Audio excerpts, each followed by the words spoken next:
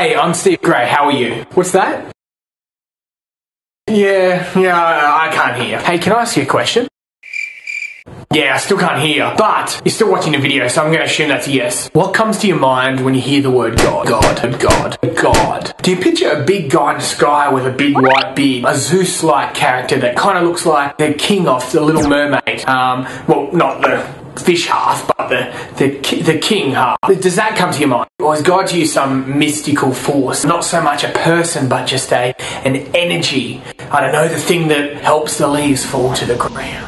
Well, I guess that's gravity, but is that the imagery that you have? Or do you picture this 4-year-old space alien that's up there somewhere outside the universe, kicking over sandcastles on the beach? Our universe is just one of the grains made up in those sandcastles, and sooner or later we're just going to get kicked over by this space alien. Is that the imagery? One of those images may be something what you think of when you hear the word God, or it might be completely different. Either way, I'm not telling you what to think, I'm not telling you what to believe. Rather, I'm telling you that it's worth investigating, it's worth exploring. From personal experience, it's like finding out who God is and knowing God is like standing on the top of an iceberg. Actually, better yet, instead of an iceberg, imagine you're actually standing on a dinosaur. He's wearing a hat and it's the same colour as the ground. So it's a ground-coloured hat. You're standing on top of the hat, or you actually think you're standing on the ground, but if you explore a little bit further, like look under the hat, you're actually standing on a dinosaur. Well, yeah,